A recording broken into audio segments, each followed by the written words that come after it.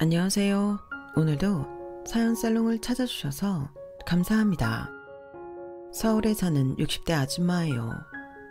저는 인생의 3분의 1을 삼식이 밥 먹이느라 허비했어요. 제 남편이 지난 37년 동안 단 하루도 안 빠지고 아침, 점심, 저녁 하루 세 끼를 집에서 먹었거든요.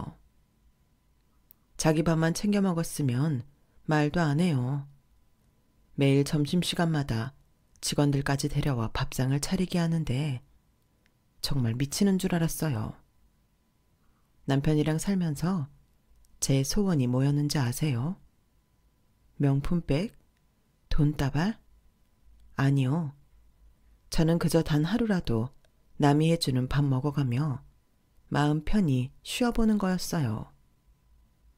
그깟 하루 세 끼 밥상 차리는 거 가지고 무슨 대단한 일 했다고 유세 떠냐고 할지 모르겠지만 이거 안 해본 사람은 몰라요. 아침상 물리고 나면 점심 준비, 점심상 물리고 나면 저녁 준비를 하다 보면 하루가 끝나버려요. 그렇게 1년 365일이 지나고 또다시 새해가 시작되면 똑같은 일상이 반복돼요.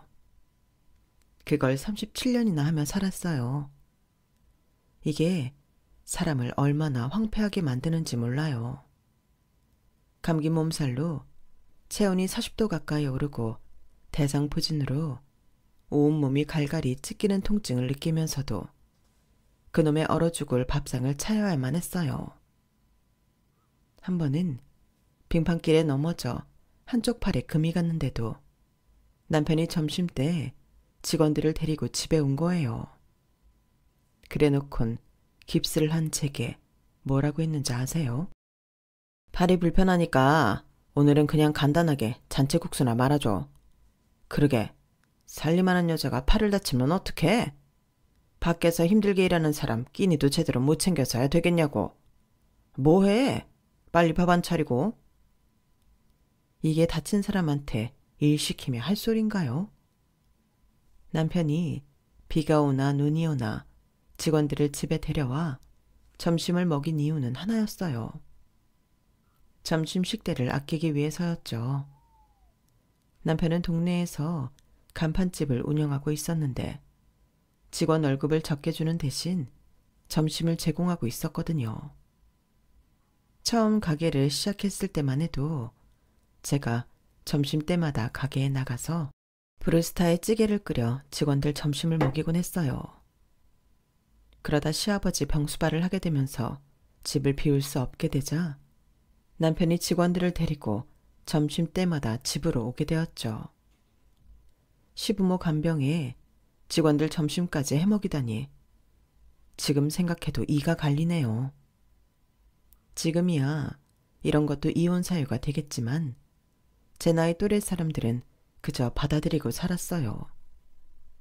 살림에 도움이 된다면 내 몸이 좀 힘든 게 대수냐 생각했으니까요. 하지만 이놈의 영감탱이가 급기야 제 인내심을 박살내더라고요. 다른 것도 아니고 내 부모 장례식에서까지 못돼 처먹은 짓거리를 하길래 이젠 더는 못 참겠다 싶어서 이혼을 선택했습니다.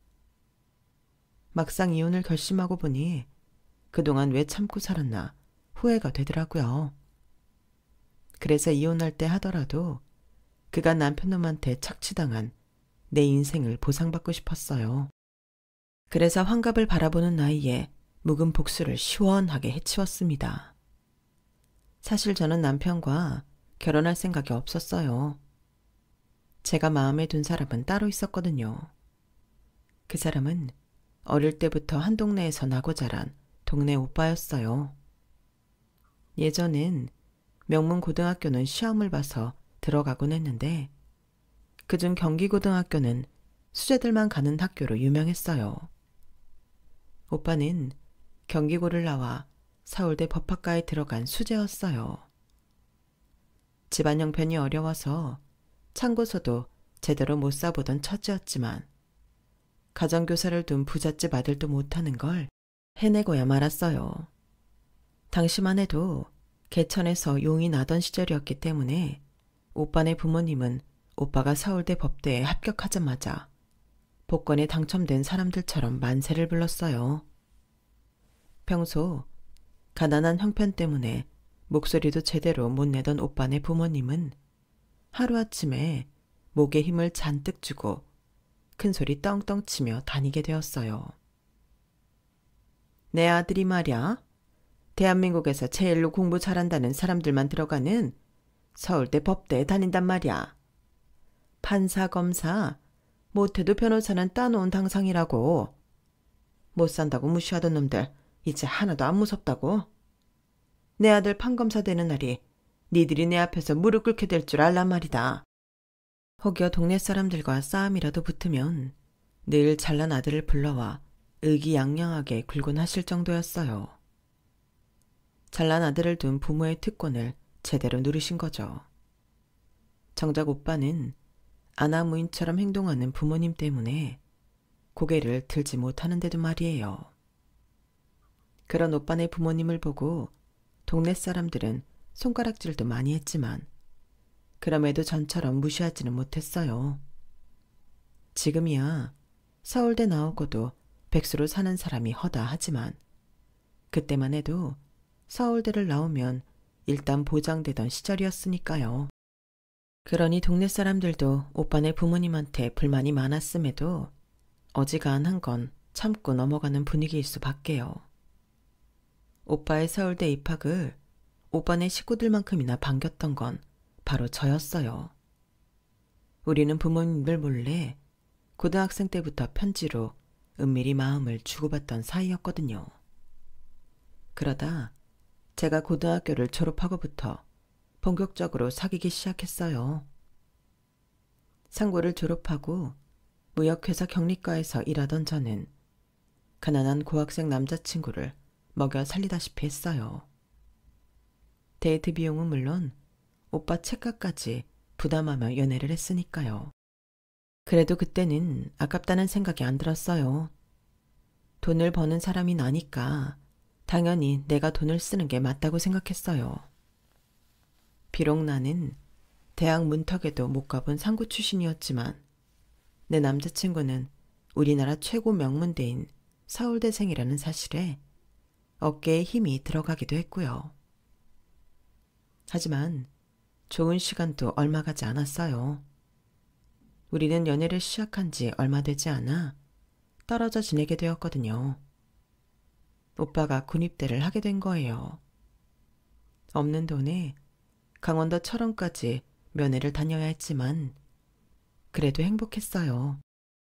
지금이야 도로도 깨끗하게 깔리고 차편도 다양하지만 그때는 도로가 말도 못하게 엉망인데다 차편도 얼마 되지 않아서 면회 한번 다녀오려면 시간과 돈이 엄청 들어갔는데도 말이죠. 떨어져 지내는 시간이 기니까 만날 때마다 애틋하고 3년 넘게 사귀면서도 단 한 번도 싸운 적이 없었어요. 사실 그때 저는 내심 오빠와 결혼 생각까지 하고 있었어요. 오빠도 그랬고요. 비록 당장은 힘들지만 이 순간만 버티면 달리단 결과가 있을 거라고 믿어 의심치 않았어요. 하지만 그건 떡줄 생각도 없는 사람들 앞에서 김칫국을 마신 거나 다름없는 거였더라고요. 오빠가 제대를 하고 3개월쯤 지났을까요? 제대 후 복학 준비로 바쁘다는 핑계로 만남을 피하더니 돌연 이별 통보를 하지 뭐해요. 결혼할 여자가 생겼다는 게 이유였죠. 미수가 미안하다. 너한테 이러면 안 되는 건 아는데 부모님 뜻을 따를 수밖에 없어. 너도 알다시피 우리 집 형편이 많이 힘들잖아. 식구들이 다들 나만 바라보고 사는 형편인데 내가 원하는 사람이랑 결혼하겠다고 고집을 부릴 수만은 없었어. 정말 미안해. 오빠의 결혼 상대자는 오빠네 아버지가 다니는 공장 사장님 딸이었어요. 능력은 있지만 뒤를 밀어줄 뒷배가 없었던 오빠한테는 천군만마 같은 집안이었죠. 당연히 오빠네 부모님과 가족들은 오빠의 결혼을 열렬히 지지했고 오빠는 사랑보다는 가족과 현실을 택한 거예요. 누구보다 믿었던 사람한테 배신을 당한 저는 복수라도 하는 심정으로 오빠보다 더 먼저 결혼식을 올렸어요. 부모님이 정해준 남자와 말이에요. 마음에 들고 안 들고는 문제도 아니었어요. 그때는 복수심에 불타 있었으니까요. 하지만 얼마 안 가 이런 식으로 결혼을 하는 건 복수도 뭐도 아닌 내 인생을 내 손으로 망가뜨리는 일밖에 안 된다는 걸 알게 되었어요. 어른이 그러시잖아요. 남자는 그놈이 그놈이라고요. 그런데 제 남편은 그놈들 중에서도 정말 지지리도 못난 놈이었던 거예요. 신혼 초부터 남편은 제 가계부를 검사하면서 콩나물값 100원어치까지도 따지고 들기 시작했거든요. 그때부터였어요. 제가 설거지를 하고 있으면 등 뒤에 와서 수저세 많이 나온다고 잔소리를 해대고, 제가 밥 한 공기 다 먹으면 밥 많이 먹는다고 트집을 잡는 사람이었어요. 하는 일도 없는 사람이 무슨 밥을 그렇게 많이 먹어? 아니, 친정에서 못 먹고 살았어? 다 참, 누가 보면 마누라가 아니라 씨름 선수랑 같이 사는 줄 알겠네. 이러니 쌀값이 그렇게 들어가지. 꼴랑 밥 한 공기 먹었을 뿐인데 이런 소리까지 듣게 되니 많이 억울했어요. 생각 같아서는 억울하다고 따지고 싶었지만 그때는 씨름 선수냐는 말에 너무 창피해서 아무 말도 할 수 없었어요. 그래서 그날 이후 밥을 뜰 때마다 제 밥은 한 숟가락씩 덜어내는 게 버릇이 되었어요. 사실 남편과 시부모님까지 삼시세끼를 다 챙기고 집안일은 물론 낮에는 남편 가게에 나가 밥까지 해먹이고 오다 보니 체력적으로 많이 힘들었어요. 고기를 먹는 건 가뭄에 콩 나듯 했고 생선이나 젓가락이 갈 만한 음식은 시부모님과 남편이 죄다 집어먹으니 저는 풀뿌리만 먹다시피 했거든요. 남편이 큰맘 먹고 통닭을 사오는 날에도 제가 먹을 수 있는 부위는 닭모가지랑 살은 거의 없는 등뼈 부분이었어요. 그나마도 2조각 이상 집어먹기 힘들 정도로 남편은 눈치를 줬어요. 하루는 이불 빨래를 하는데 눈물이 뚝뚝 떨어지더라고요. 내가 이 집에서 이렇게 식모처럼 일을 하는데도 먹는 것조차 눈치를 보며 살아야 하나 싶은 게 서럽고 억울했거든요. 그래서 그날 밤 작정하고 남편한테 따졌어요. 사람 치사하게 먹는 걸로 눈치 좀 주지 말아요. 내가 먹으면 얼마나 먹는다고 그래요? 나요, 결혼해서 이날 이때까지 하루 종일 밥하고 빨래하고 온갖 집안일에 시부모 복양까지 하고 살았어요. 그렇다고 내가 옷을 사달래요? 돈을 달래요? 그런데 어쩌면 당신은 고맙다는 말은커녕 밥 한 그릇 먹는 것도 그렇게 눈치를 주고 사람을 힘들게 하냐고요. 이럴 거면 나랑 왜 결혼했어요? 돈 안 주고 부릴 식모가 필요해 결혼했어요? 말해봐요. 억울해서 말하는 도중 눈물까지 터진 저는 소매 기치로 눈물을 찍어내고 있는데 남편이 싸늘한 표정으로 그러는 거예요. 그런 너는 왜 나랑 결혼했냐? 내 입으로 말하기 그러면 내가 대신 말해주랴? 너 대학생 놈한테 돈 대주고 몸 대주다 팽당했다며. 그놈이 서울대 법대생이라고 했던가? 하여간 가방줄도 짧은 년이 학벌은 오지게 따져요. 야, 정신이 제대로 박힌 놈이라면 서울대까지 다니면서 너같이 허접 쓰레기 같은 상고 출신을 마누라로 삼겠냐? 못해도 이대나 숙대생은 만나지. 넌 그냥 데리고 놀다 버리는 용으로 데리고 다녔던 거야. 애초에 넌 그놈한테 쓰고 버릴 년이었다고. 그런 걸 불쌍해서 받아줬더니 뭐가 어쩌고 어째? 네 주제를 알고 까불어. 하루 세끼 밥 먹여주는 것도 감지덕지 할 일이지. 어디서 하늘 같은 서방한테 주둥이를 털어. 한 번만 더 그랬다간 그날로 쫓아낼 줄 알아. 순간 다리에 힘이 풀려서 그 자리에 주저앉고 말았어요. 남편이 제 과거를 다 알고 결혼을 한 줄은 몰랐거든요. 당시만 해도 혼전 연애가 그리 당당할 일이 아니었기 때문에 저는 지은 죄가 없음에도 죄인처럼 고개를 숙여야 했어요. 3년간 연애를 하면서 손 한 번 안 잡고 입 한 번 안 맞췄다면 거짓말이겠죠. 하지만 딱 거기까지였어요. 제가 겁이 많았던 것도 있지만 오빠도 책임지지 못할 짓을 하는 사람은 아니었거든요. 그런데 이런 사실을 남편한테 시시콜콜 말하는 것도 구차하게 느껴졌어요. 말한다고 한들 믿어줄 것 같지도 않았고요. 그저 벙어리 냉가슴 앓듯 제 가슴에 품고 삭히는 것뿐이었죠. 이게 다 내가 멍청해서 남자 보는 눈이 없어 그랬다 생각하기로 했어요. 그렇게 저는 37년간을 밥순이로 살게 되었죠. 결혼하고 이듬해 첫 애를 가진 뒤 결혼 2년 차 봄에 딸아이를 출산했어요. 내심 아들을 바랐던 시부모님과 남편은 대놓고 제 탓을 하더군요. 아휴, 지가 시집와서 한 게 뭐 있다고 남들 다 낳는 아들 하나를 못 낳아. 식충이처럼 밥은 또 얼마나 먹어대는지. 야, 너는 양심도 없니? 고작 딸년 하나 낳아놓고 시애미가 끓여다주는 미역국 먹어가며 산후조리를 할 생각을 해? 내가 전생에 무슨 죄를 지었길래 며느리 수발까지 하고 있는 건지. 아, 일어나서 밥 안 처먹고 뭐해?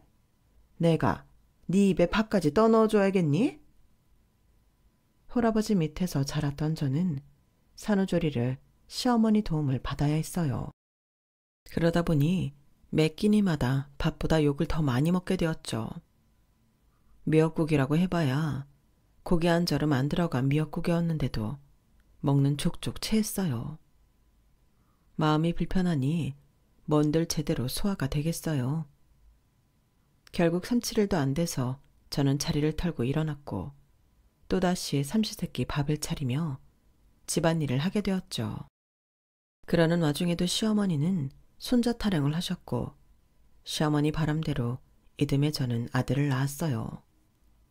그랬더니 이번엔 연년생을 낳아 동네 창피하게 만들었다고 타박이더군요. 이래도 내 탓, 저래도 내 탓. 이놈의 집구석에서는 모든 게 다 제 탓이었어요.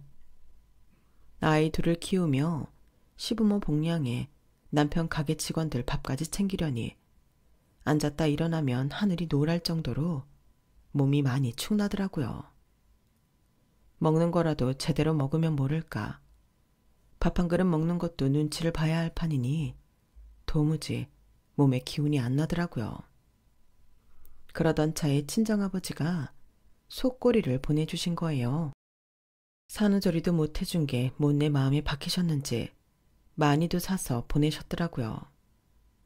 그랬더니 시어머니가 저는 손도 못 대게 하시고는 당신이 직접 곰탕을 끓이시겠다고 하더라고요. 웬일인가 싶더라고요. 그런데 곰탕이라고 끓인 게 양이 어째 얼마 안 되는 거예요. 어머님, 곰탕이 이게 다예요? 어째 양이 좀 적은 것 같은데요. 아니, 그럼 내가 혼자 다 퍼먹었다 이거냐? 아이고, 이젠 시어미를 도둑년 취급을 하네? 그래, 네 친정에서 보내준 꼴이라고 생색내고 싶어 그러는 거지? 옛다, 네 다 처먹어라. 어디 더러워서 입에나 대겠어? 어머님, 그런 게 아니라 생각보다 양이 적게 나와서 그런 거예요. 제가 뭘 몰라 그런 거니까 용서해 주세요. 말은 그렇게 했지만 아무리 생각해도 이상했어요. 분명 어젯밤에 아궁이에 곰탕을 올릴 때만 해도 큰 솥에 한가득이었거든요.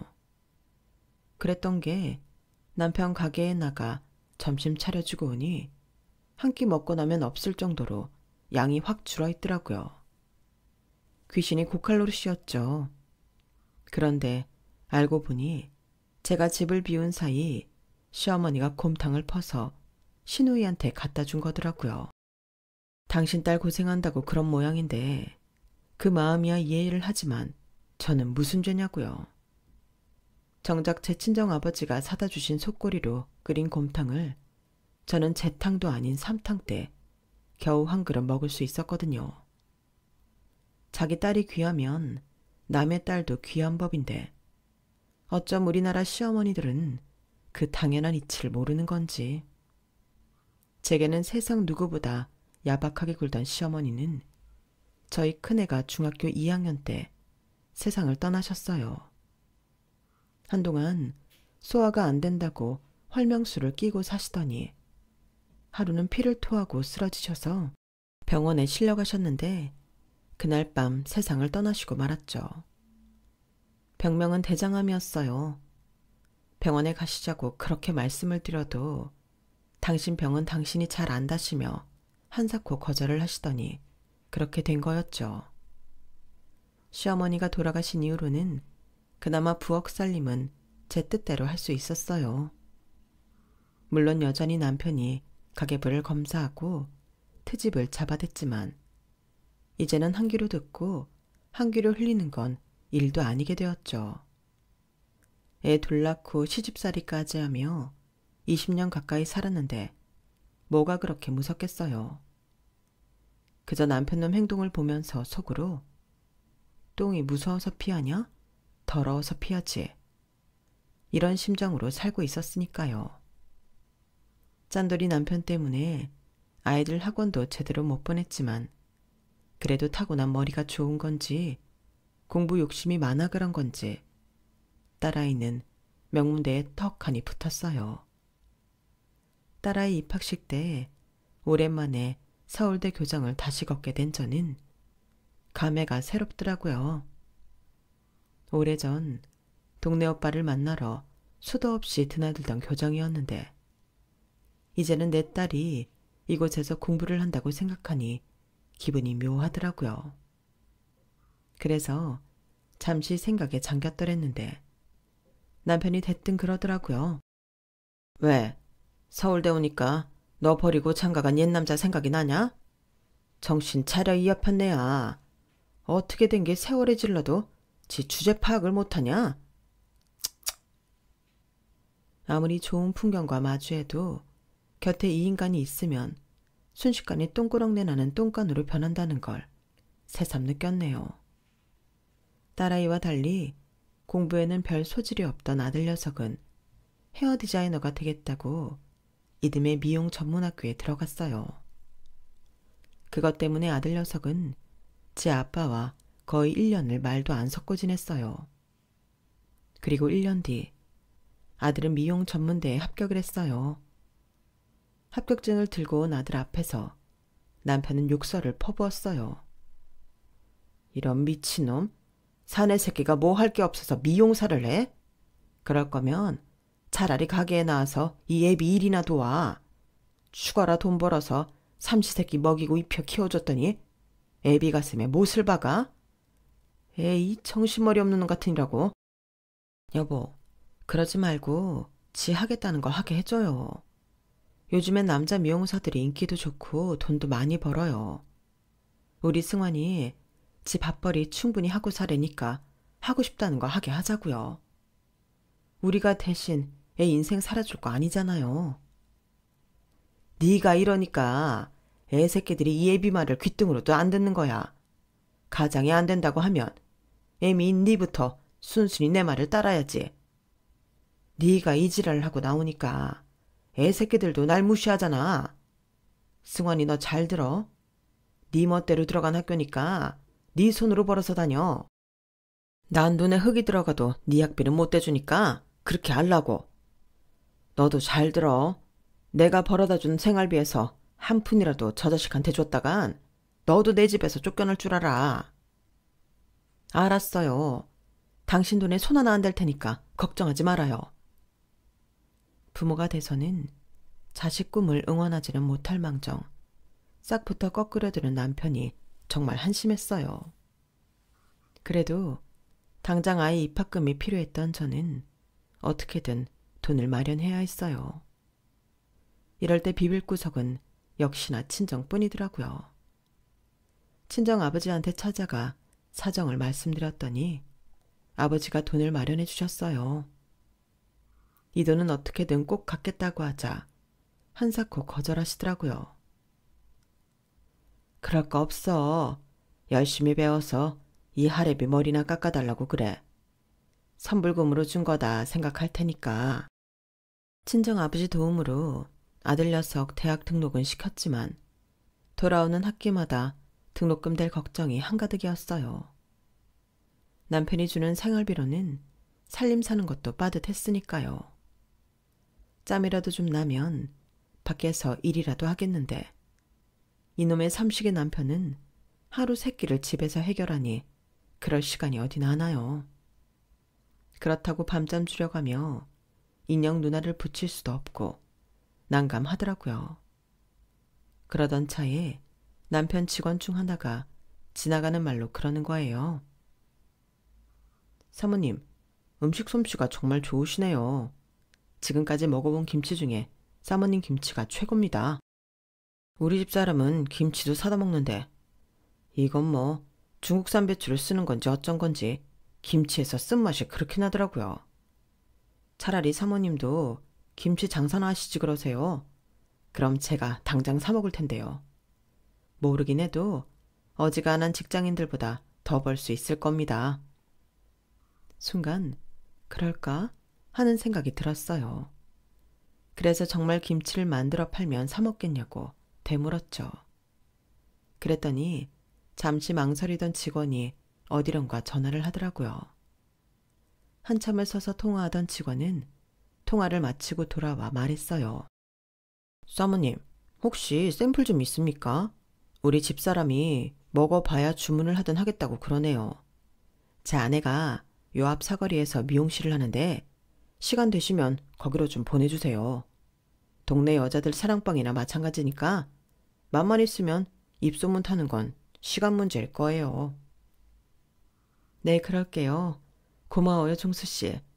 그런데 우리 집 양반한테는 비밀로 좀 해줘요. 그 사람 알면 아주 난리 나니까요. 남편 몰래 김치 한 쪽을 싸들고 사거리 미용실로 간 저는 그 자리에서 배추김치를 20kg나 주문을 받았어요. 다들 맛있다고 너도 나도 주문을 해댔거든요. 하지만 당장 남편 몰래 재료비를 살 여력이 없던 저는 난감하기만 했어요. 그런데 미용실 여자가 선뜻 선불을 주더라고요. 자기 남편을 통해 저 사는 사정을 알던 터라 일부러 배려해 준 거였죠. 그렇게 동네 여자들한테 김치 장사를 시작한 저는 남편이 주는 생활비의 2~3배는 너끈히 벌었어요. 다행이라고 해야 할지는 모르겠지만 시아버지가 거동이 불편해지시면서 제가 점심때 가게에 나가 밥을 할 수 없게 되었어요. 대신 남편이 직원들을 데리고 집으로 와서 점심을 먹고 가게 되었죠. 덕분에 저는 가게를 오가는 시간을 줄일 수 있게 됐고 집에서 김치를 담글 시간이 생기게 된 거예요. 몸은 힘들었지만 내가 움직이는 만큼 돈이 들어온다는 사실에 힘든 것도 모를 정도로 신이 나더라고요. 그간 남편 눈치 보느라 자식들한테 못해준 것도 내가 번 돈으로 사줄 수 있게 되었고 순대며 떡볶이 같은 소소한 주전부리도 할 수 있게 되었어요. 내 손으로 돈을 번다는 게 이렇게 기쁜 일인지를 새삼 느낄 수 있었죠. 그런데 주문이 늘어날수록 김치를 담그는 날이 잦아졌고 그러다 보니 남편한테 꼬리가 밟히고 말았어요. 이 여편네야, 넌 내가 살림하라고 준 돈으로 그딴 주머니를 차고 있었냐? 그간 번 돈 다 내놔. 당장 내놓으라고. 싫어요. 못 줘요. 그걸 왜 당신한테 줘요? 내가 내 손으로 번 돈인데. 나 김치 담가 팔면서 당신 돈으로 마늘 한 쪽 안 샀어요. 오히려 고춧가루며 마늘, 생강 다 내 돈으로 산 걸로 그간 우리 식구 먹고 살았다고요. 그런데 당신이 무슨 권리로 김치 판 돈을 내놓으라는 거냐고요. 그랬더니 남편이 뭐라는 줄 아세요? 네가 내 소유니까 네가 만든 것도 내 거, 네가 번 돈도 내 거지. 그러니까 잔말 말고 돈 내놓으라고. 이게 무슨 개벽다귀 같은 소리래요? 내가 왜 당신 거예요? 내 아버지 어머니가 낳은 내가 왜 당신 소유냐고요? 그간 말 않고 죽어 사니까 누굴 병신으로 하는 모양인데 사람 무시하지 말아요. 나 당신한테 무시당하고 살아도 되는 사람 아니라고요. 평소와 달리 한마디도 안 지고 바락바락 대들자 남편은 참못 놀라는 눈치였어요. 하지만 그것도 잠시. 남편은 그럼 장소 대여비라도 내놓으라고 생떼를 부리더라고요. 자기 집에서 김치 담가 팔았으니 장소 대여비는 꼭 받아야겠다나요? 하도 더럽고 치사해서 주겠다고 했더니 그제야 방으로 들어가더군요. 그렇게 남편한테 장소 대여비를 내고 김치 장사를 하던 저는 시아버지가 세상을 떠나시면서 일을 그만둘 위기에 처했어요. 아버님이 안 계시니 다시 가게에 나가 점심밥을 해 먹여야 했으니까요. 그런데 웬걸? 남편이 가게에 나올 필요 없다고 하지 않겠어요? 하긴 매달 장소 대여비 명목으로 부수입을 올리던 남편이 이 꽁돈을 놓칠 이유가 없었죠. 덕분에 저야 돈도 벌고 좋았지만요. 그렇게 10년 가까이 김치 장사를 했던 저는 손에 류마티스가 심해져서 일을 그만두게 되었어요. 젓가락 쥐는 것도 힘들어진 터라 어쩔 수 없는 상황이었죠. 그동안 벌었던 돈으로 딸아이 시집 가는데 돈 좀 보태주고 아들 헤어샵 차리는데 보태주고 나니 다시 빈손이더라고요. 그래도 내 새끼들 위해 엄마로서 뭔가 해줬다는 거에 위안을 삼았어요. 그런데 환갑을 1년 앞둔 어느 날 친정오빠한테 연락이 온 거예요. 방금 전 아버지가 영면하셨다는 연락이었죠. 나이가 들면 자연스레 부모와의 이별을 준비하기 마련이지만 그래도 막상 현실로 닥치니 가슴이 무너져 내리는 것만 같았어요. 저희 아버지는 아내와 사별한 이후로 재혼도 않으시고 혼자 몸으로 오빠랑 저를 키우셨거든요.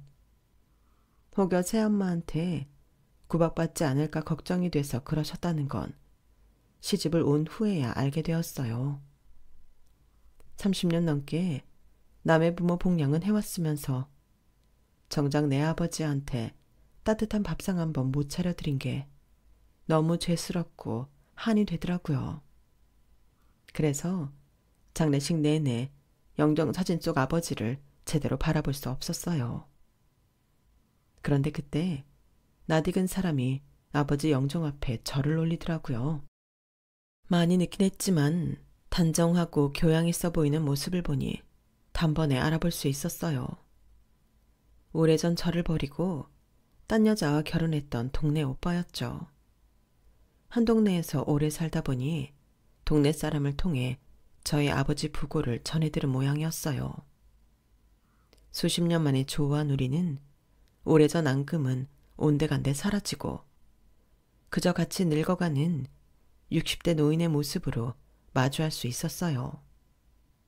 오빠는 자기 명함을 한 장 건네주며 혹시 필요한 일 생기면 연락하라고 하더군요. 명함에는 로펌 이름과 대표 변호사라는 직함 옆에 오빠 이름이 찍혀 있었어요. 난 놈은 난 놈이다 싶더군요. 결국 사시까지 패스해 변호사가 됐으니까요. 오빠가 돌아간 뒤 아들 녀석이 장례식장으로 왔어요. 외할아버지가 주신 돈으로 대학 입학을 할 수 있었던 아들 녀석은 입간 전에 할아버지 마지막 이발을 해드리겠다며 가위를 챙겨 들고 왔더라고요.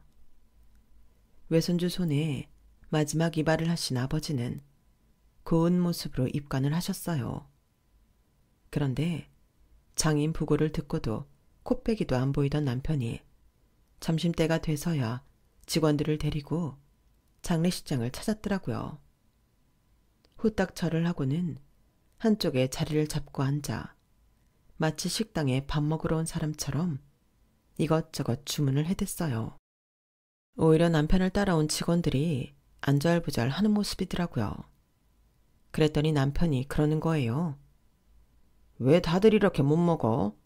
내가 부조를 10만 원이나 했는데 뽕은 뽑고 가야지. 김씨, 육개장 한 그릇 더 먹어. 배가 불러야 일도 잘할 거 아니야. 상식아, 너 좋아하는 콜라 더 마셔라. 아예 갈 때 몇 개 들고 가. 매번 음료수 사달란 소리 하지 말고. 아줌마, 여기 머릿고기랑 잡채 좀 더 주세요. 장인 장례식에 와서 슬픈 기색 하나 없이 조익은 뽕 뽑겠다고 신나게 밥을 처먹는 남편을 보니 가슴 깊은 곳에서부터 뜨거운 기운이 솟아올랐어요. 당장이라도 가서 저 인간 면상에 싸대기를 날려주고 싶은 심정이었죠. 식사를 마친 직원들은 슬금슬금 제 눈치를 보고는 죄송하다는 인사를 남기고 장례식장을 나섰어요. 남편은 주방에서 검은 봉투를 얻어와 냉장고에서 소주며 맥주 등을 담고 있더라고요. 그래 다가가 속에 있던 말을 꺼내놓았어요. 왜? 부조금 낸 10만 원 아직 못 채웠어? 술까지 따로 챙기는 거 보니까 그런가 보네. 인간아, 정말 대단하다. 어떻게 장인 장례식에 작업복을 입고 와서 이 궁상을 떠니? 네가 그 정도 그릇밖에는 안 되는 놈인 건 내 진작 알았다만 이 정도로 바닥일 줄은 몰랐다. 넌 수치심이라는 것도 모르니? 인간의 도리라는 것도 몰라? 어떻게 내 아버지 장례식에서까지 이럴 수가 있냐고. 나가. 당장 나가 이 거지 같은 새끼야. 전 낙을 쓰며 남편을 장례식장 밖으로 떠밀었어요. 이 여편 내가 뭐하는 짓이야 무식하게. 힘만 세가지고는. 암튼 점심은 이렇게 대충 때웠지만 저녁은 집에 와서 제대로 밥 차려. 죽은 부모가 대수야. 하늘 같은 서방 저녁밥이 중요하지. 늦지 않게 와. 알았어. 뭐? 이 미친 놈팽이가 아직도 정신을 못 차렸어. 부모 잃은 사람한테 그게 지금 할 소리야? 이 천벌을 받아 돼질놈아. 꺼져. 당장 내 눈앞에서 꺼지라고. 저는 소리를 고래고래 지르며 눈에 보이는 족족 집어들고 남편한테 던졌어요. 그 와중에도 남편은 검은 봉지에 담긴 술병과 캔을 안 놓치려고 안간힘을 쓰더라고요. 정말 그 꼴이 한심할 정도로 역겨웠어요. 친정아버지 장례를 마치고 한동안 집안일도 아는 채 자리 보전하고 있던 저는 찬밥을 물에 말아먹고는 외출 준비를 했어요. 이대로는 도저히 살 수 없을 것 같아서 변호사를 만나 이혼 상담을 할 생각이었죠. 로펌 문을 열고 들어가 로비에 있는 직원한테 일전에 오빠가 주고 간 명함을 보였어요. 그랬더니 잠시 뒤 오빠가 로비로 나오더라고요. 반갑게 맞으며 점심이라도 하자고 하길래 나 오빠랑 한가하게 점심 먹으러 온 거 아니야. 의뢰인으로 온 거니까 사무실로 가서 얘기해. 오빠 사무실로 들어간 저는 남편과 이혼을 하고 싶다고 말했어요. 나한테 진빚 갚아.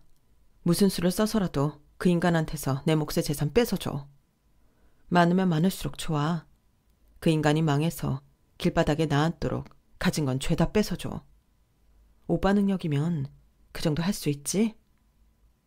오빠는 제가 살아온 얘기를 듣고는 잠시 낮은 한숨을 쉬었어요. 자기 때문에 그런 인간한테 시집가 고생한 것 같아 미안하다고 하더군요.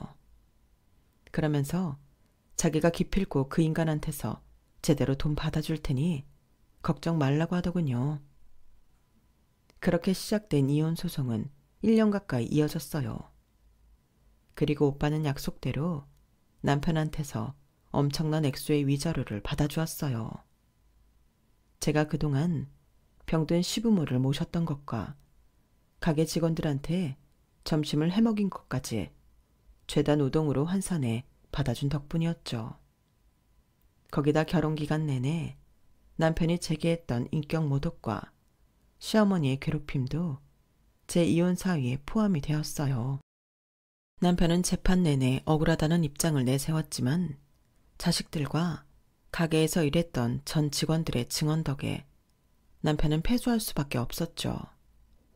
재판이 끝나고 재산 정리까지 끝나자 홀가분한 마음으로 저는 집을 얻어 나왔어요. 그러던 어느 날 제 이혼 재판을 성공적으로 승소해준 오빠가 집 근처로 찾아왔더라고요. 표정을 보니 마치 중요한 고백이라도 할 사람 같더라고요. 아니나 다를까? 아내랑 사별한 지 6년 됐어. 자식들도 장성해서 출가했고 지금은 혼자 논현동 아파트에서 살고 있어. 미수가, 지금이라도 늦지 않았다면 우리 다시 시작할래? 내가 너한테 못 해준 거 이제는 다 해줄 수 있어. 나랑 다시 시작하자. 그 말에 나도 모르게 코웃음이 나왔어요. 날 버릴 땐 언제고 이제 와서 다시 시작하자고요. 어이가 없더라고요. 이놈이나 저놈이나 나한테 왜 이러나 몰라. 오빠, 내가 그렇게 우스워 보여? 오빠 눈에는 내가 40년 전 순진한 이미숙으로 보이나 봐. 나 변했어. 오빠가 나 이렇게 만들었잖아. 사랑 하나 믿고 간이고 쓸개고 다 빼줬던 나한테 대차게 배신 때린 거 오빠였잖아. 그때 결심했거든. 다시는 남자라는 것들한테 마음 안 주기로. 내 이혼 소송 승소한 걸로 꽤나 점수 딴 줄 아는 모양인데 웃기지 마. 어느 변호사라도 그 정도는 할 수 있는 재판이었어. 내가 오빠 능력 보고 오빠네 로펌 찾아간 줄 알아? 나 빚 받으러 간 거였어. 오빠한테 퍼부은 돈과 시간, 순정. 그거 변호사 비용으로 퉁치려고 간 거였다고. 이제 다 늙어서 쭈그렁 방탱이 된 남자 내가 뭐가 아쉬워서 받아줘? 왜?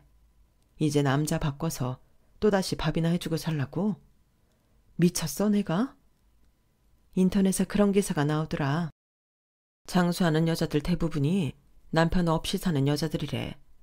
한마디로 남자는 여자 목숨 갉아먹는 벌레밖에 안 된다는 얘기야. 난 장수할 거야.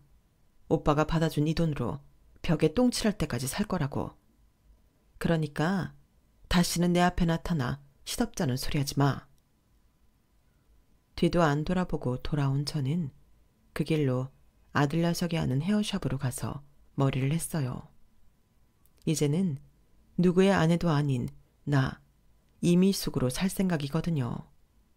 옷도 사입고 구두도 사신고 맛있는 것도 사먹으면서 제대로 내 인생을 살아볼랍니다. 앞으로 새로이 시작되는 제 인생 응원해주세요.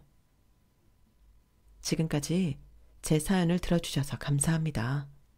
항상 건강하시고 여러분도 매일매일 행복하세요. 여러분, 사연 댓글에 응원과 현명한 조언 부탁드려요. 좋아요와 구독은 저에게 큰 힘이 됩니다. 오늘도 좋은 일 가득하세요.